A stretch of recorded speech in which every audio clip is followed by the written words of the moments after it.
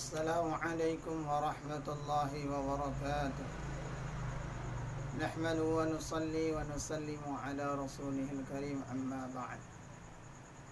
Syukur kita kepada Allah Subhanahu wa ta'ala yang melepaskan alhamdulillahi rabbil alamin, dan bersalawat kita kepada Nabi Muhammad sallallahu alaihi wasallam dengan melepaskan Allahumma salli ala sayyidina Muhammad wa ala ali sayyidina Muhammad.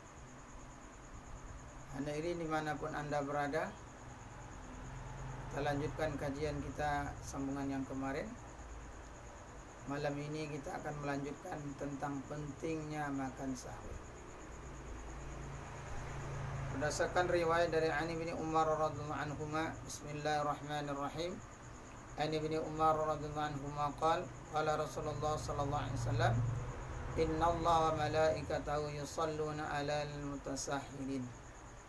Rawat Tabrani fil Awsat wa Ibnu Hibban fi Sahih kadza fi Targhib. Dari Sayyidina Ibnu Umar radhiyallahu anhu berkata, baginda Rasulullah sallallahu alaihi wasallam bersabda, sesungguhnya Allah Subhanahu wa taala dan para malaikatnya menurunkan rahmat dan mendoakan rahmat dan untuk orang-orang yang makan sahur. Dari Sayyidina Ibnu Umar radhiyallahu anhu, baginda Rasulullah sallallahu alaihi wasallam bersabda, sesungguhnya Allah Subhanahu wa taala menurunkan rahmat dan para malaikatnya mendoakan rahmat untuk orang-orang yang makan sahur. Diulangi sekali lagi. Dari Sayyidina Ibnu Umar radhiyallahu anhu, baginda Rasulullah sallallahu alaihi wasallam bersabda, sesungguhnya Allah Subhanahu wa taala menurunkan rahmat dan para malaikatnya mendoakan rahmat untuk orang-orang yang makan sahur. Hadis riwayat Tabrani, Ibnu Hibban dari kitab At-Targhib. Faedah betapa besar nikmat Allah Subhanahu wa taala. Dengan keberkahan puasa, maka makanan yang disantap sebelumnya yang disebut sahur itu pun berpahala bagi umat ini. Banyak hadis yang menerangkan tentang keutamaan dan pahala makan sahur. Alama Aini rahmatullahi penulis kitab Sarah Sahih Bukhari telah meriwayatkan fadilah makan sahur dari 17 orang sahabat. Semua ulama berpendapat bahwa makan sahur adalah sunnah. Namun banyak orang tidak mendapat pahala yang besar karena kemalasan mereka. Ada sebagian orang yang setelah salat tarawih langsung makan sebagai pengganti sahur, kemudian tidur. Mereka kehilangan pahala sahur yang sebenarnya. Secara bahasa seperti dalam kamus, sahur artinya makan sebelum fajar atau makan menjelang fajar. Sebagian ulama mengatakan waktu sahur dimulai setelah lewat tengah malam. Dari kitab Mirqat. Menurut Syekh Samaksari rahmatullahi alaihi penulis kitab Al-Kasyaf, malam itu terbagi 6 bagian. Dan 1/6 yang terakhir adalah makan sahur. Dengan demikian, jika sejak matahari terbenam sampai fajar 13 jam, maka 2 jam terakhir adalah waktunya makan sahur. Hendaknya diingat, makan sahur di akhir waktu adalah lebih utama. Jadi hari ini kebiasaan kita hari ini, kadang-kadang Masya Allah kita mengabaikan makan sahur. Padahal fadilahnya begitu banyak. Bahkan yang membedakan puasa kita umat Nabi Muhammad sallallahu alaihi wasallam dengan umat-umat terdahulu adalah dalam makan sahurnya. Dengan syarat jangan ada keraguan-keraguan di dalam diri kita untuk makan sahur, sehingga akan Allah Ta'ala berikan kita kekuatan dalam berpuasa. Nabi sallallahu alaihi wasallam bersabda, selalulah bersahur karena di dalamnya terdapat keberkahan. Riwayat lain menyebutkan terdapat keberkahan dalam 3 hal. Pertama, dalam berjamaah. Yang kedua, dalam sarit roti yang dicampur dengan kuah daging. Dalam sarit itu roti yang dicampur dengan kuah daging. Yang ketiga, dalam makan sahur. Pertama, dalam berjamaah. Dalam Ramadan kita senantiasa berjamaah. Salat berjamaah, tarawih berjamaah, zikir berjamaah, tadarus berjamaah. Maka Allah Ta'ala berikan kemuliaan kita dalam Ramadan ini, sudah kita dapatkan ini. Yang kedua dalam sarit. Sarit itu roti yang dicampur dengan daging.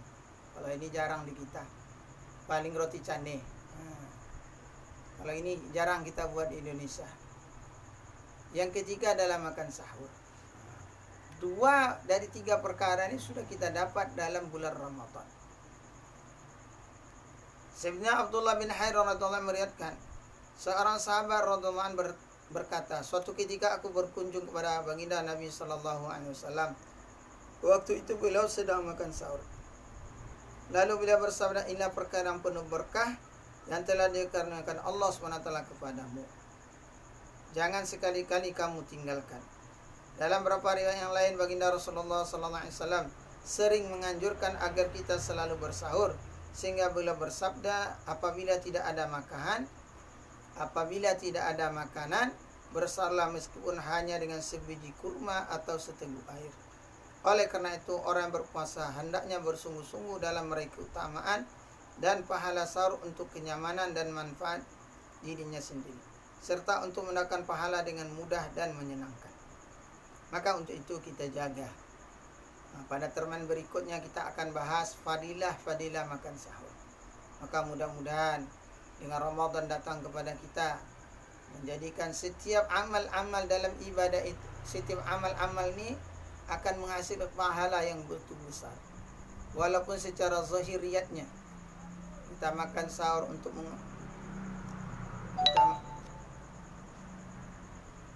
walaupun kita makan sahur untuk menaikkan nafsu kita, tetapi di dalam sunnah Nabi sallallahu alaihi wasallam ada kejayaan. Maka Ramadan yang tersisa maka kita gunakan.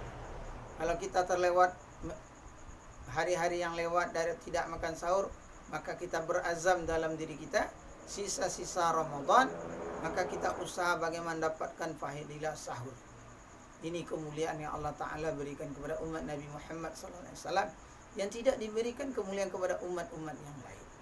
Maka untuk itu, mari kita saling membangunkan, saling ajak mengajak, saling mengingat-ingatkan bagaimana kita beribadah Ramadan, dan tak kalah lebihnya kita usahakan bagaimana kita makan sahur, supaya Allah Ta'ala berikan keberkahan di dalam diri kita.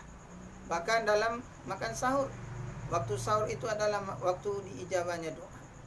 Hari ini kadang-kadang kita lupa, terkala waktu sahur kita tak mau berdoa kepada Allah, bahkan lupa kita berdoa. Pada itu adalah saat yang tepat tatkala kita berdoa kepada Allah. Hari ini musibah, bala, bencana banyak datang kepada diri kita, saudara-saudara kita. Maka kesempatan kita saling mendoakan hidayah, saling mendoakan bagaimana Allah angkat bala musibah dalam negeri kita tercinta. Mudah-mudahan Allah Ta'ala berikan faedah dan manfaat bagi saya dan bagi kita yang mendengarkan. Kita tutup dengan doa kafaratul majlis. Subhanakallahumma wa bihamdika asyhadu an la ilaha illa anta astaghfiruka wa atubu ilaik. Assalamualaikum warahmatullahi wabarakatuh.